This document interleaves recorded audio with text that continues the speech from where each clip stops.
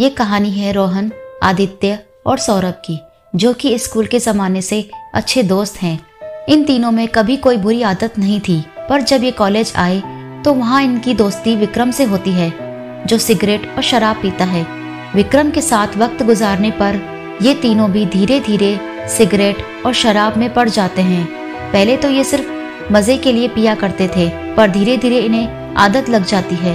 एक दिन कॉलेज में शराब पीते हुए पकड़े जाने पर विक्रम और कुछ और स्टूडेंट को कॉलेज से निकाल दिया जाता है। रोहन, आदित्य और सौरभ को भी डर लगता है कि अगर ये भी पकड़े गए तो इन्हें भी कॉलेज से निकाल दिया जा सकता है। इसलिए तीनों सोचते हैं कि अब से कॉलेज से दूर कहीं और जगह पे शराब पियेंगे। फिर वो लोग खेतों के पास एक सुनसान जगह पर जाते हैं। वहाँ कोई नहीं होता, लेकिन तभी वहाँ से एक आदमी ट्रैक्टर में जा रहा होता है और वो इन तीनों को देखता है तो उसे लगता है कि ये लोग चोर हैं। उस आदमी के पास बंदूक होती है और वो इन तीनों को दिखाते हुए कहता है, कौन हो तुम, यहाँ क्या कर रहे हो?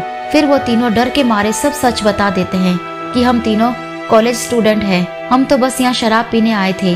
तभी वो आदमी उन्हें चेतावनी देता है कि अगर तुम दोबारा यहाँ दिखे तो तुम्हें गोली से उड़ा दूंगा या पुलिस में तुम्हारी कंप्लेन लिखवा दूंगा। मेरे खेतों के आसपास भी मत दिखना। तो वो लोग उसी वक्त वहाँ से चले जाते हैं। फिर वो तीनों एक सुनसान जगह जाते हैं जो एक पुराने पीपल के पेड़ के पास होती है।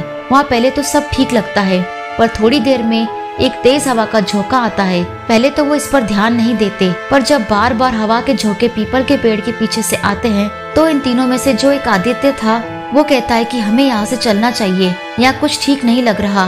पर रोहन और सौरभ हंस के कहते हैं कि ये सब बस तेरी गलतफहमी है, ये सिर्फ हवा चल रही है और कुछ नहीं है। वो सब फिर से शराब पीने का सोचते ही हैं, पर जैसे ही वो शुरू करते हैं आदित्य अचानक से अजीब सी बातें करने लगता है। उसकी आंखें लाल हो जाती हैं और वो कहने लगता है कि तुम लोग अब यहाँ से नहीं जा सकते, तुम यहाँ शराब नहीं पी सकते। रोहन और सौरभ पहले तो ये सब मजाक समझते हैं, पर जब वो भयानक तरीके से धमकी देने लगता है कि तुम यहाँ से नहीं जा सकते हो तो वो तीनों डर जाते हैं। और आदित्य की बातें और उसका चेहरा देखकर रोहन और सौरभ को लगता है कि कुछ तो गलत है। वो आदित्य को जबरदस्ती लेकर वहाँ से निकलने का फैसला करते हैं। तीनों मिलकर गाड़ी में बैठते हैं। रोहन और सौरभ गाड़ी में पीछे बैठते हैं और आदित्य को बीच में बिठाते हैं। गाड़ी में बैठते ही सौरभ देखता है कि आदित्य के पीछे कोई और भी बैठा है। जब वो पूछते हैं तो आदित्य कहने लगता है, मेरे पीछे कोई नहीं है। पर रोहन और सौरभ को डर लगता है और वो तुरंत आदित्य को वहाँ से लेकर निकल जाते हैं। आदित्य अब कुछ अजीब सी आवाज में कहता है, तुम यहाँ से नहीं जा सकते। रोहन और सौरभ हनुमान चालीसा का जाप करने लगते हैं और तभी वो चीज एकदम से गायब हो जाती है। तीनों डर के कारण जाप करते हुए अपने घर पहुँच जाते हैं। तीनों फिर उसी रात को पंडित जी के पास जाते हैं और अपने साथ घटी उस घटना के बारे में बताते हैं। पंडित जी उन्हें समझाते हैं कि आदित्य पर किसी बुरी शक्ति का असर हो गया था और ये सब बुरी आदतों की वजह से भी हो सकता है। पंडित जी आदित्य को कुछ मंत्र और रक्षा सूत्र देते हैं और कहते हैं कि बिना सोचे समझे बुरी आदतें अपनाने से हमेशा नुकसान ही होता है।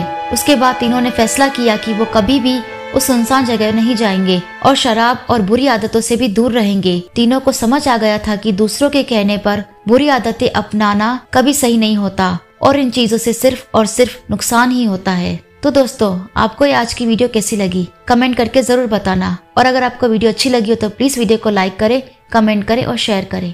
और हाँ, सब्सक्राइब करना ना भूले।